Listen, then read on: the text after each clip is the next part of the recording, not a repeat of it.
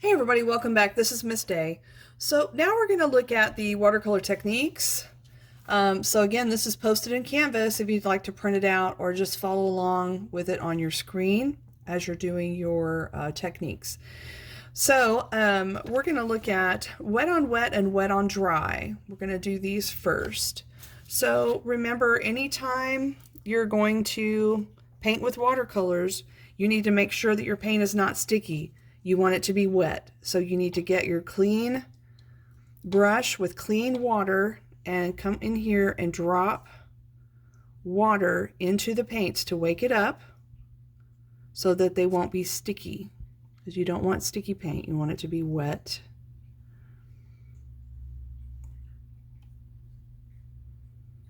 All right, so I've got water in all of these. I'm going to set it back over here. All right, so wet on wet. This is great because I've just splashed water here. So wet on wet means you're going to have wet paper and wet paint. And so you know from the other video that when watercolor, when it touches something that's wet, it bleeds. And so that's what you'll get here, is you will get a brush stroke that's going to bleed across the page. Okay. Now let's do a contrast of the dry. So this is wet on wet, this is wet on dry. This part of the paper is dry, so I could do a similar stroke and you'll see that it holds the shape of the stroke. It does not bleed. Okay.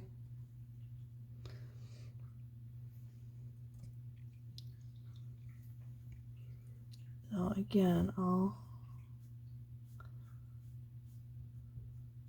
pick up some black. So I'm going to come across here.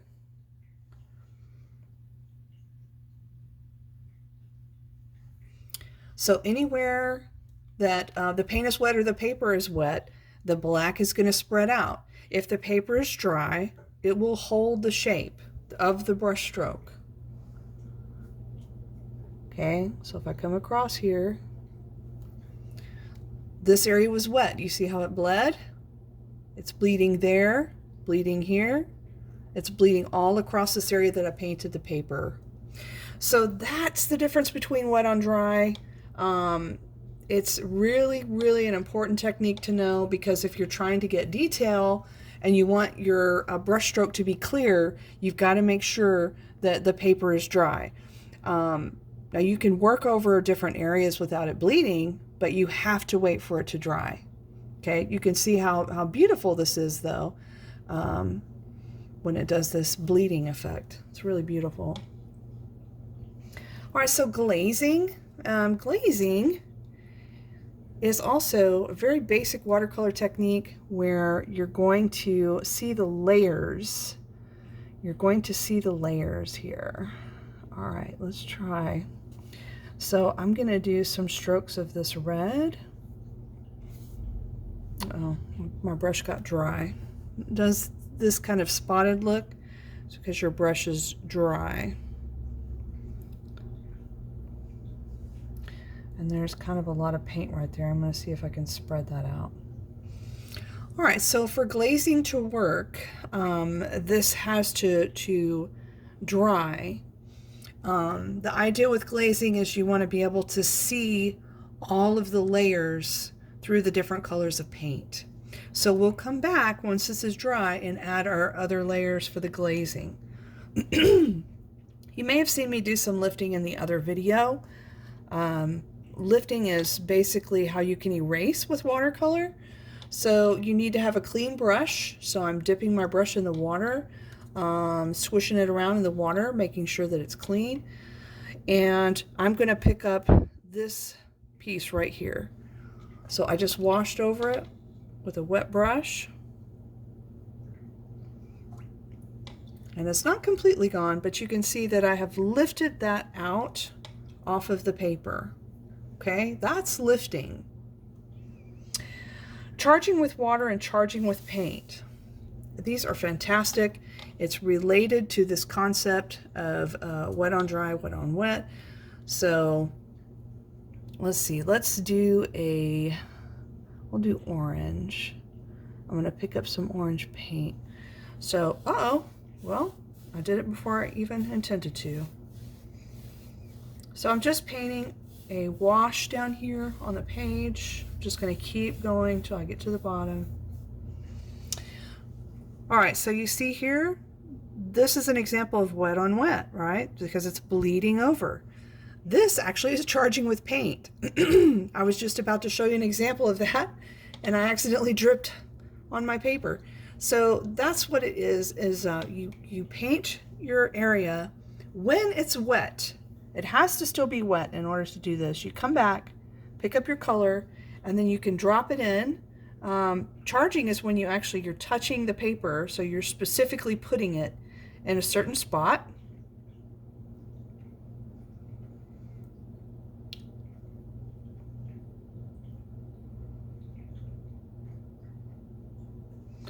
So I hope you can see that. So as I dot that in, they're bleeding across. And I'll do some on the edges here so you can see how it looks whenever it's on dry paper. Okay, it's going to hold the tip and it's going to bleed in. It's going to bleed in over into the orange part because the orange is still wet. And I could go in and add even more. So let's try, I'm going to put some red. All right, so I'm picking up some red paint. Remember, I'm just rolling my brush across it. I'm not gouging into the paint. I want it to be really wet. And I'm going to come in here and charge with red paint even on top of some of the purple.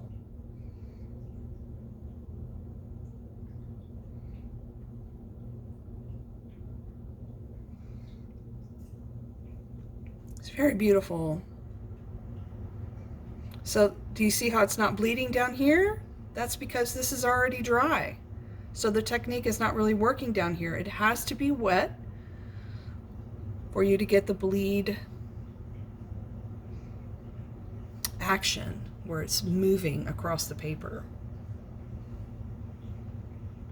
So charging with water, this is when you have an area of color. Pick up some more water, get some more paint.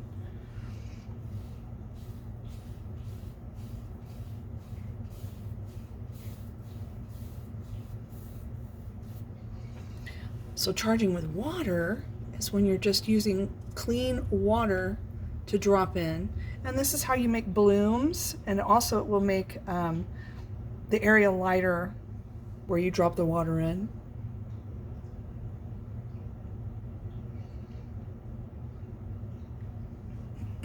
So the water reactivates that paint, and then it starts pushing the pigment along with it as the water is rolling across the page. So it's really beautiful. And as you can see, as I'm doing these techniques, I'm trying to brush across the page as few times as possible. That's how you make it look fresh. Okay. I don't know if, okay, my glazing is not quite dry, so I'm going to keep going down here. I've got crayon resist and salt. Let me grab the salt, hold on. All right, so I found some crayons. We're going to do the crayon resist, and I also have some salt here. So let's scoot this over. So for the crayon resist, if you use white, then it's going to save that area of the paper that you color with the white crayon. It will keep that area of the paper white. So let's do this here.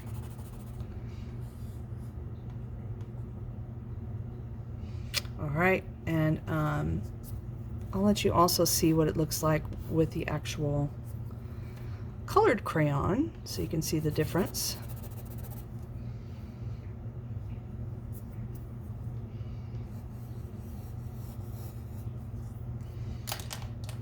All right, so let's grab our brush.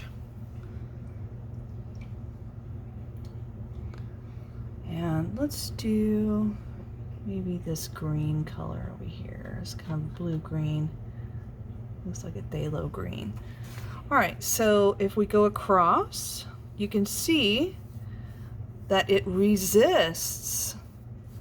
It resists the crayon. I'm going to go one more stroke across right there. Make sure your paint is wet. And here again, don't keep brushing over and over, because if you do, then it will start to stick to the crayon. So let's see what happens if I keep going over and over it.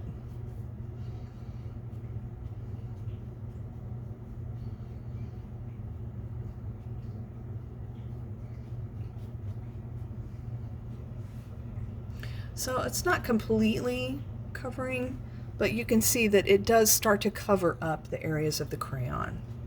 Okay. For salt, I'll put some black down so we can see it very dramatically. For salt, you want the area to be wet with paint, or it's not going to work.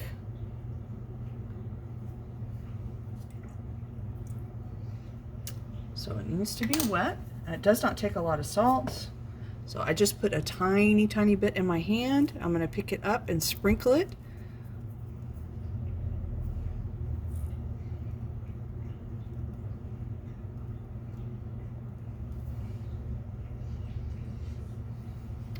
Okay, so you can see I probably used half of maybe what I had in my hand here, and we're going to watch it. Let's zoom in so we can watch it as it changes.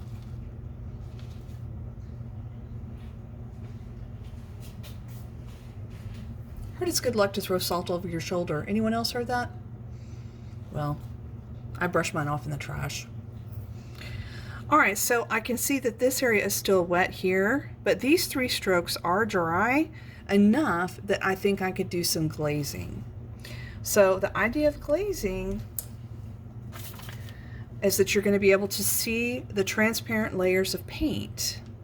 So let's try some blue.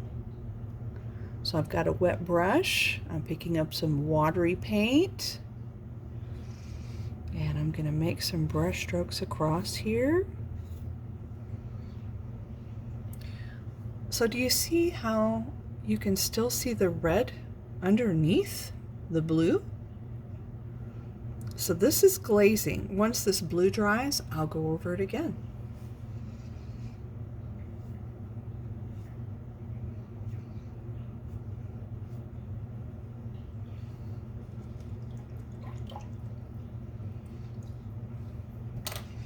All right, I'm going to put you on pause and let this dry and come back. All right, coming back in, you can see how it is starting to change with the salt. It will make these little crystal designs. Let's continue to wait. So here's a close-up of the salt. And I've also started another one down here. So let's look at these different techniques. Okay, I'm going to zoom back out. So, well, I'm getting in the light here. Let me move back up. So the first one here, this was wet on wet. So we wet the paper, and when we brushed across it with the paint, then it bled, and you can see how nicely, let's see if I can zoom in a little bit. Okay, you can see how nicely it looks when it's dry. Very beautiful. Up here where you see these brush strokes, this is how the paper will hold that brush stroke if it's dry. Okay, and we can see here the salt, and then over here we see the crayon resist, and if we move down here you can see the glazing, and there's a bit more glazing over here that I just did. This is charging with paint, so if it does this and it moves, then that's correct, because you want it to be wet paint, and you're dropping more wet paint into it.